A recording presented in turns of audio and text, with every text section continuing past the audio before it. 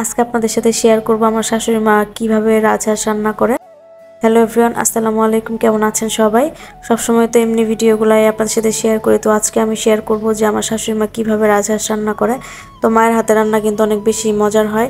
প্রথমে এখানে তেল দিয়ে দিল, তারপর হচ্ছে বেশ কিছু পেঁয়াজ কুচি দিয়ে দিল অনেকগুলাই, যেহেতু একটা রাজহাঁস অনেক বড় হয় তো সেজন্য কিন্তু পেঁয়াজও একটু বেশি লাগে। তারপর পরিমাণ মতো কিছু গরম মশলা দিয়ে নিল, এলাচ, দারচিনি, তেজপাতা এগুলা। আর এই তো এখানে বড় সাইজের একটা রাজহাঁস কেটে ধুয়ে তারপর রেখে দেওয়া হয়েছে। এখন পরিমাণ মতো পানি দিয়ে নিল যাতে করে পেঁয়াজগুলো পুড়ে না যায় সেজন্য। এখন একে একে সব মশলা এখানে দেওয়া হচ্ছে। এখানে প্রথমে মা দিয়ে নিল হচ্ছে জিরা বাটা, বেশ অনেকটুকু কিন্তু দেওয়া হচ্ছে। আর এখানে আদা বাটা, যেহেতু হাঁসের সাইজটা অনেক বেশি বড় ছিল যার জন্য পেঁয়াজ বা অন্যান্য যে মশলাগুলো সেগুলোও কিন্তু পরিমাণে অনেক বেশি লাগতেছে। তো এখানে আদা বাটা দিয়ে দেওয়ার পরে দিল হচ্ছে রসুন বাটা। সবগুলো মশলা কিন্তু এখন খুব ভালো করে নেড়ে চেড়ে দিবে। তারপরে দিয়ে দিবে হচ্ছে যে গুঁড়া মশলাগুলো আছে সেই গুঁড়া মশলাগুলো। এখানে এখন দিয়ে দিল মরিচের গুঁড়া। হাঁসের মাংস নাকি একটু ঝাল ঝাল করে রান্না করলে ভালো লাগে, যার জন্য একটু পরিমাণে বেশি করেই মরিচের গুঁড়াটা দিল। এখন দিয়ে দিবে হলুদের গুঁড়া। তো এই মরিচের গুঁড়াগুলো কিন্তু অনেক বেশি ঝাল আর অনেক বেশি কালারফুল। তো তরকারিতে দেওয়ার পরে কিন্তু কালার অনেক সুন্দর আসে, যেহেতু এগুলো কেনা মরিচের গুঁড়া সেজন্য। আর এখানে বেশ অনেকটুকু হলুদের গুঁড়া দিয়ে দিল। আসলে যে যেভাবে রান্না করে আর কি, মা কিন্তু এইভাবে রান্না করে সবসময়, আর এইভাবে রান্না করলে অনেক বেশি মজার হয়। শুধুমাত্র লবণটা দেওয়া বাকি আছে, এখন দিয়ে দিবে লবণ।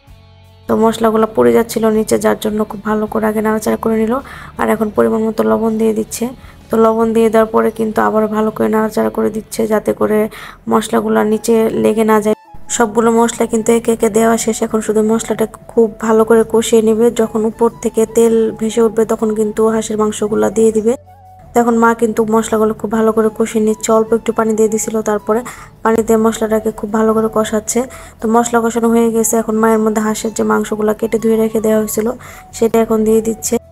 আসলে হাঁস কাটাকাটি করা কিন্তু অনেক বেশি ঝামেলার। হাঁসের যে ছোট ছোট লোমগুলা সেগুলো তুলতে কিন্তু অনেক বেশি কষ্ট। আর আজকে কিন্তু হাঁসের সাথে চামড়াও নেওয়া হয়েছে, মানে হাঁসের মাংস, চামড়া সবকিছু একসাথে রান্না করা নেওয়া হচ্ছে। পুরো একটা হাঁস এখানে আজকে রান্না করছে মা। রাজহাঁস কিন্তু আমাদের বাসায় সবাই খায়, শুধুমাত্র আমি একাই কিন্তু খাই না, যার জন্য আমি জানিও না যে এটার টেস্ট কেমন হয়। তো কালারটা কিন্তু অনেক বেশি সুন্দর আসছে, আর খেতেও নিশ্চয়ই অনেক বেশি ভালো হয়েছে। সবাই কিন্তু খেয়ে অনেক বেশি প্রশংসা করছে। আর আমার শাশুড়ি মায়ের হাতের রান্না কিন্তু সবসময় অনেক বেশি মজার হয়। আর মাংসগুলো দেওয়ার পরে কিন্তু কোনো রকম পানি দেওয়া হয় নাই, একটু ঢেকে রাখার পরে দেখেন কতটুকু পানি উঠে গেছে। এখন এই পানির মধ্যে কিন্তু মা হচ্ছে মাংসগুলোকে খুব ভালো করে কষিয়ে নিবে। আর যত কষানো হয় তত কিন্তু তরকারি খেতে ভালো হয়। দেখেন মাশাআল্লাহ কালারটা কত বেশি সুন্দর আসছে। বেশ অনেকক্ষণ ধরে কষিয়ে নেওয়ার পরে কিন্তু কালারটা এরকম হয়ে গেছে, একদমই কালো কালো। তো এখন একটু গরম পানি করে হচ্ছে হাঁসের মাংসগুলোর উপরে দিয়ে দিল। তো গরম পানি করে দিলে নাকি তাড়াতাড়ি সিদ্ধ হয়। আর জাল কিন্তু খুব বেশি জোরে ছিল না, মানে লোতেই ছিল, যাতে করে মাংসগুলো সুন্দর করে কষে যায় আর সেদ্ধ হয়ে যায়। তো বেশ অনেকক্ষণ রান্না করার পরে কিন্তু রান্নাটা প্রায় শেষের দিকে। তো রান্না হওয়ার আগে আগে কিন্তু এখানে মা গরম মশলা গুঁড়া দিয়ে নিল যাতে করে অনেক বেশি সুন্দর একটা ফ্লেভার আসে। আর দেখেন কালারটা কিন্তু সত্যি অনেক বেশি সুন্দর আসছে, মাশাআল্লাহ বলবেন সবাই। তো ফাইনালি হচ্ছে এটা হাঁসের মাংসের লুক। তো এরকম একটা কালার আসছে। আর রান্না করার পরে কিন্তু অনেকটুকু কমে গেছে, হাঁড়িতে কিন্তু অনেক বেশি ছিল, যার জন্য একটা কড়াইতে ঢেলে রাখা হয়েছে এইভাবে। আর আজকে কিন্তু সাথে চালের রুটি দিয়ে মাংস খাওয়া হবে, যার জন্য মা এখন সন্ধ্যাবেলাতে এখানে রুটি বানিয়ে নিচ্ছে। রুটিগুলো কিন্তু রাতের বেলা বানানো হচ্ছে যাতে করে গরম গরম সবাই খেতে পারে। সবগুলো রুটি বানিয়ে কিন্তু একটা প্লেটের উপরে এভাবে রেখে দেওয়া হচ্ছে যাতে করে সবগুলো রুটি বানানোর পর ভেজে নেওয়া যায়। রুটিগুলো বানানো শেষ, এখন শুধু মা একটা একটা করে ভেজে নিচ্ছে।